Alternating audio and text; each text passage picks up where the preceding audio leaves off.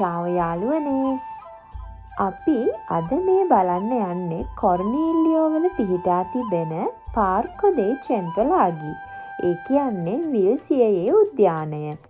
කොර්නීලියෝ යනු ආරක්ෂිත ප්‍රදේශයක් තුල ඇති මහනගර සභාවලින් එකක් වන අතර කඳු නැගීම් සඳහා බෙහෙවින් ප්‍රචලිත ගම්මානයකි. එහි චෙන්තොලාගි උද්‍යානයට සහ ස්වභාවික සුන්දරත්වයට ප්‍රධාන ප්‍රවේශ ස්ථානයක් බවට පත්වී ඇත. එක්සත් හිල් උද්‍යානයේ පාර්මා ඇප්නයින්ස් කඳුකරයේ කඳු නැගීම් සහ පාර්මා කලාපීය උද්‍යානවල මන්පෙත් රාශියක් ඇත. රිෆියුජි ලක්දෙයි, ප්‍රොතොස්විල්ලා, රිෆියුජි ලගෝනි වැනි ආරම්භක ස්ථාන සමග වනාන්තර, පාෂාණමය බිම් කොටස් සහ විල් සංකේතනාත්මක නැවතුම් රැසකි. විශිෂ්ට සුන්දරත්වයකින් යුත් මෙම ප්‍රදේශ ශීත ඍතුවේදී ග්ලැසියර විල් බවට පත්වේ. පාර්මාහි ඇපෙන්නීනෝ උසම කඳු මුදුන වන අතර විවිධ මාර්ග ඔස්සේ උද්‍යානයේ ඇති සම්පූර්ණම කඳුවල ඉහළටම නැගිය හැක. ඒ ඔස්සේ ප්‍රධාන විල් 9ක් සමග කුඩා විල් 91ක් දැකගත හැක. ඒ නිසාම මේ උද්‍යානයට විල්සියේ උද්‍යානය ලෙස නම් කර ඇත.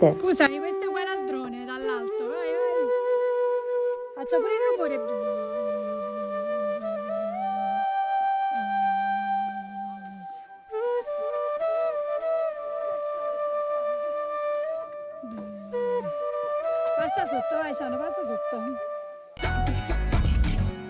Ciao, ciao, devi saltare comunque, vai, ciao, ciao. Ricky, che sono Ricky? Sono un drone, bravo Ricky. Vediamo se Michele lo capisce. Andre, vieni, cammina. Ricky, Michele, che sono?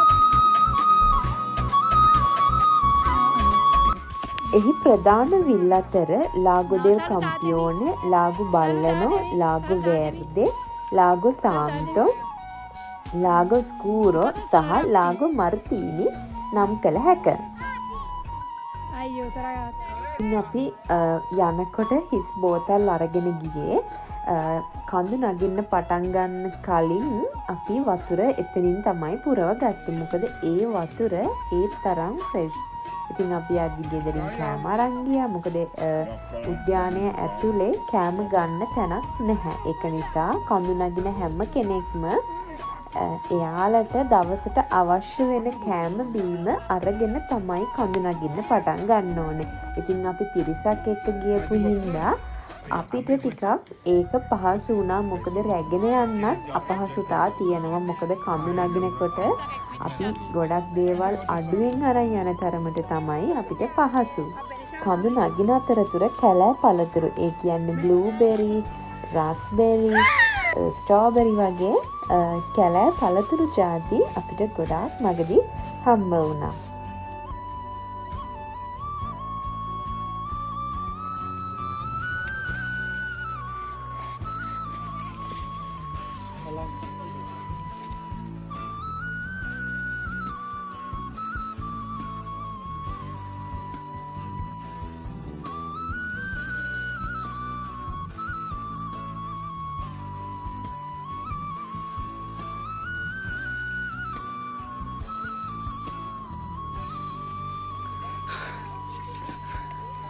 කොහෙද යන්නේ?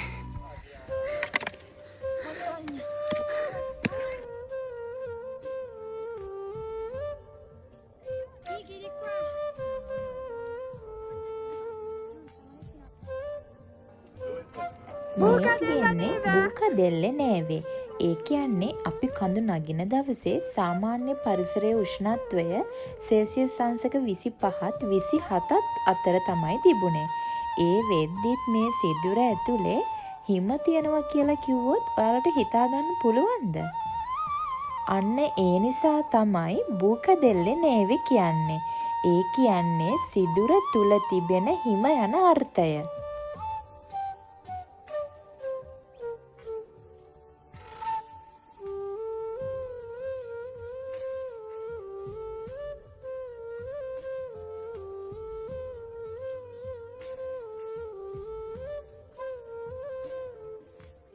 ඉතින් මගේ නම් මේ පළවෙනි අත්දැකීම කඳු නගින්න ගියපු. ඒක නිසා මට ටිකක් චුට්ටක් විතර අමාරුවක් දැනුණා. ඒ වුණත් උඩට යන්න පුදුම තරම් ලස්සනක් එච්චර රස්නේ තිබිලා චුට්ටක්වත් දාඩියක් දැම්මේ නැහැ. ඒ තරම් හුළඟ තිබුණා. ඉතින් හරිම ලස්සන තැනක්. ඒ විතරක් නෙමෙයි මේ කඳු පන්තිවල මුදුනේ ඉන්නවා පේකොරා. ඒ කියන්නේ බැටළුවන්. ඉතින් මේ බැටළුවන්ගෙන් කිරි අරගෙන මේ පාර්මාවල තියෙන ප්‍රසිද්ධම චීස් වර්ගය හදන්නේ මෙයාලගේ බැටළුව කිරි අරගෙන තමයි.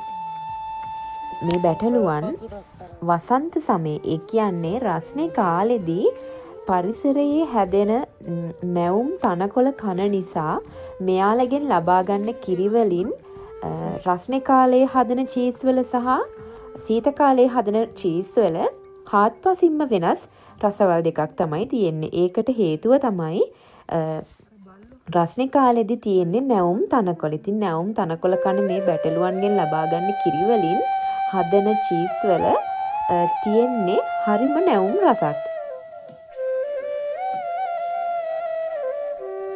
Sigrid, in italiano sono il re del mondo! ඒ වගේම මෙයාලා සීත කාලෙදි වියලි තනකොළ කන නිසා ඒ කාලෙදි ලබා ගන්න කිරි වලින් හදන චීස් වලත් එකම නම වුණාට රස චුට්ටක් වෙනස්. ඔයාලා පාර්මා සිටි එක බලන්න යන කෙනෙක් නම් අමතක නොකර පාර්මා සිටි එකේ චීස් වල රස බලන්න. අපි දවස පුරාම ඇවිදලා හවස 4:00 5ට වගේ අපි කන්දෙන් පහළට බහින්න පටන් ගත්තා.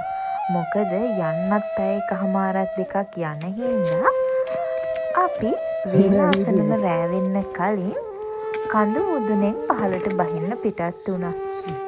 ඉතින් මෙන්න මේ විදිහට තමයි අපේ පාර්මා සිටි එකේ පළවෙනි දවස නිමා වුණේ. ඉතින් තවත් ලස්සන වීඩියෝ එකක් අරගෙන අපි ඉක්මනින් එන්නම්.